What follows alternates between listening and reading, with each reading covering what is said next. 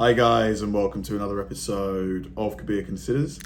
In this video, we're going to react to wrong address mix-ups. So, most of you guys probably heard the story of, I think it was the police or something like that. They busted into someone's home looking for like a suspect, like in a serious crime. And it was the wrong house, and the person that they found in the house, and the person was completely innocent, unrelated to the crime. It's just got to be like, before you do something like this as a police force, a SWAT team or whatever, get the right address. These are wrong address mix-ups. Louis Angelino runs a cleaning service called The Cleaning Fairy. He dusts, cleans, and even does the dishes. In 2021, he was hired to clean a friend's apartment in New Jersey. He was told he'd find the key under the mat. 2.5 hours later, place is spotless. Then the friend reached out to Louis with a perplexing question. Are you here? Did you come clean today? And I was like, yeah, I came and cleaned. Like, I'm sitting in your living room right now. Your cat's on my lap. I'm playing with your cat. Louis? And I was like, yeah.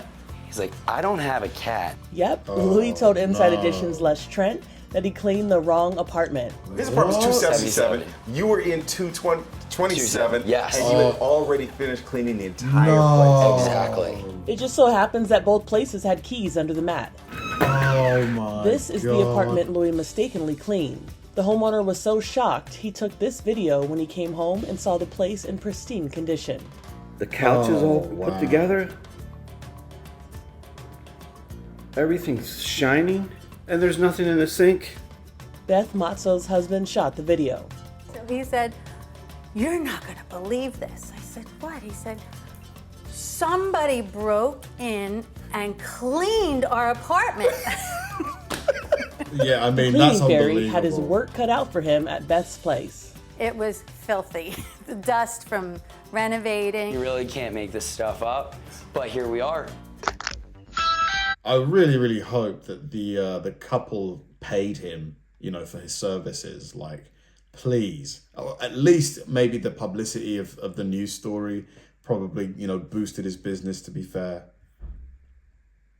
In 2013, stranger after stranger showed up at this house. What do they want? It is saying that this phone is at your house. I lost my cell phone and I couldn't find my phone, and it said it was at this address. My brother's phone was lost and the last ping location was right here. They all lost their iPhones. Wow. Hi. Maybe you found a phone? And the Find My app informed them that their device was at this Houston, Texas house. It's pulling up this address. One big problem. That's so annoying because they're going to think that the person's lying. The phones were not in Scott Schuster's house. And yet, it still showed my address. So it's just really bizarre. The cops are on their way over here, so you may want to come talk to me before they come here. I have never been threatened yet. Yet's the part that scares me. Scott had a theory Poor about why Scott. this was happening. My home used to be a model home for this neighborhood. So somewhere in some database, that address lives for this neighborhood. And I feel like if it pings in my neighborhood and they can't tie it to a specific address, it falls back to my address. This phone is at your house. In 2018, a woman was Poor Scott, that must be a nightmare to deal with. People just thinking you're a thief all the time. Like, give me my stuff, buddy. doing this boy's mother a favor by dropping the child off at his father's house. Unfortunately, she says she was given the wrong address. Yes, and it wasn't like that. She says before she ran off, she saw a woman coming to the door. A woman she assumed was the little boy's stepmom. I could see her through the glass window. And I'm pretty sure she could see me standing there too. She says the boy's mom had a strained relationship with the stepmom, and she was told not to engage in any conversation. She said, "Leave him on the porch." I said, "You sure you want me to leave your child on the porch?" She said yes. I didn't stay at the door because I seen her coming halfway to the door. The child was placed temporarily with Child Protective Services. He later went back home with his mom. Everybody looking at me like the bad person. I was only helping my friend out by doing her a favor. Dramatic video from 2023 Weird situation, showed a the way she SWAT ran team off. raid. Cops in gas masks searched a home from top to bottom. With guns drawn, they searched every room looking for a murder suspect. But there was a major problem. The cops got the wrong house. Amy Hadley told Les Trent they completely ransacked her house. Oh, they destroyed the whole house. Cops were tracking the suspect by his Facebook account and were told by an internet provider that he was using a device inside the house. So they surrounded the property. Using a bullhorn, they ordered everyone outside. Somebody's walking out. Amy's 15-year-old son came out with his hands up. Oh, goodness. Listen to what one cop said. That's not him. His mom came home to find the property taped off. She and her daughter tried their best to tell cops they made a mistake. That's not the right house. She says the cops launched dozens of tear gas grenades in the house. She Wow. also said they shattered windows, punched holes in the walls, ransacked furniture and closets, and left the home a mess. There was glass in the beds. We couldn't even sleep in our house. My son and I had to sleep outside. The tear gas was that bad. It was a nightmare for this. Mate, those cops, I really hope, paid for the, repair of that woman's house. That is completely unacceptable. I know that the police are obviously working with the best information that they can get, but somebody has to make that right. Family in 2020 when cops burst into their home, which turned out to be the wrong address. And the homeowner was a retired police officer. To me, it was terrifying. Luis Rodriguez, his wife, and 2 kids were home in Houston. He heard deputies bang on the door and yell out that they were looking for somebody named Curtis. And there's no Curtis Rogers that lives in this house. Sir, you have the wrong house. Up to the time when they were coming through the door, I still wasn't sure that these guys were police officers. I don't think you should open it. Yeah, they're busting our... Whoa, they're kicking it down. You got the wrong house. Rodriguez and his son were ordered outside. Rodriguez says he was left with a bruise on his arm. I was afraid that they might discharge a firearm inside of my house and possibly, injure or kill someone. I thought somebody was trying to break into our house. I told you at the door there was no such person here. It doesn't work like that. Everybody, everywhere we go says he ain't here. In a statement, the sheriff's office said, deputies realized they made a mistake and the sheriff's office arranged to have the door replaced.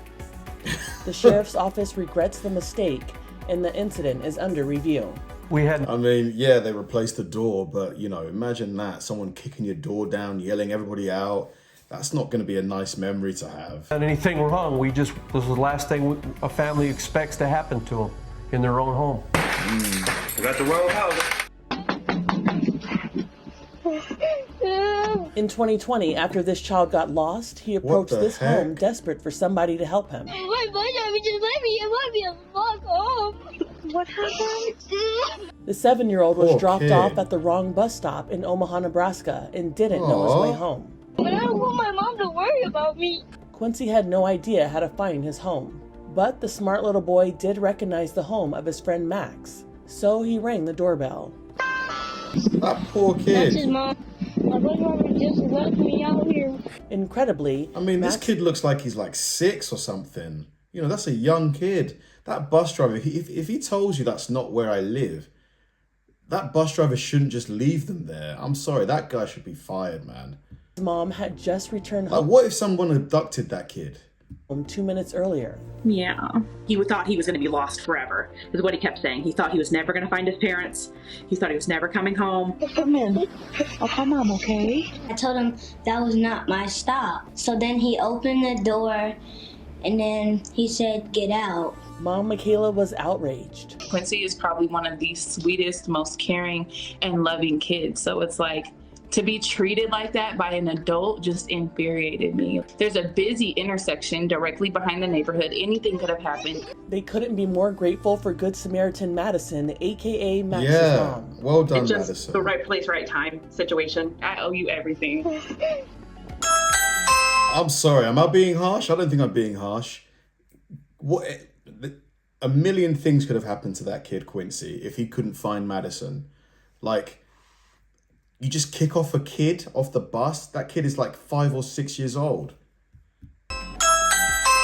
Why are these strangers walking up to this lady's home and ringing the doorbell? What can I do for you? I'm here for Nikki. For who? For 9 months, Elaine White was inundated with strangers showing up to her Texas front door. There was a gentleman sitting on my bench out front with a 6-pack of Miller Lite, a 6-pack of Bud, and 6-pack of Heineken, and a bottle of whiskey. Turns out they thought Elaine's house was a brothel. That is correct. My address had been given out on a sex website that men go to, and they pay for sex by Venmo, and then they give them an address, and it's mine, and then they come here. I was supposed to meet someone here. For drugs or sex. Second one. Don't be scared, be prepared, and that's what I started doing. 4-inch barrel. It is loaded, and I will use it the next time they come here. She also posted warning signs across her lawn, and the police department put up security cameras on the street. Get off my front porch. In early 2024, Deborah and Scott Center got a beautiful new roof. The only problem, it was by mistake. He was on a business trip and I decided to randomly go with him. So we were about 5 hours away. Meanwhile, here in Oklahoma City, we had an entire roofing crew show up at our house, trucks in the driveway, front driveway, back driveway, dipsy dumpster, and they start going to work completely tearing off our roof. The only problem was we didn't order a roof. It took a few hours for employees to notice their mistake. Somebody had texted numbers and had I'm sorry, that roofing company is run by like incompetence. So before you start destroying the roof, you don't confirm you're at the right house. You just start immediately. Like, who does that? Like, if you're getting any kind of home repair done, they always confirm multiple times what the address is. Like, who just starts the job immediately? 2 numbers and sent the crew to Our the wrong house. location, to our house. And then I think Still, the they should have project confirmed. manager showed up at the right house. Like, knock on the door. Hi, Mrs. So-and-so. We're ready to start the job. Mrs. So-and-so confirms. And said, where are you guys? Where's the crew? And they're like, we're at the house tearing off the roof. And that's when we got a pretty frantic phone call. They sent proof of the mix-up. And then we start receiving these photos of our house and we're like, oh my gosh, there's men crawling all over the roof. All the shingles are removed. It was a crazy sight. The pair were good sports. So the boss calls, a few minutes later, like as promised, and he's like, I just got to tell you straight up, we made a mistake. We can't do anything about it other than, we're going to put put a roof back on. It's going to be better than what you have. The blunder cost Graco Roofing and Constructions a pretty penny. About $30,000.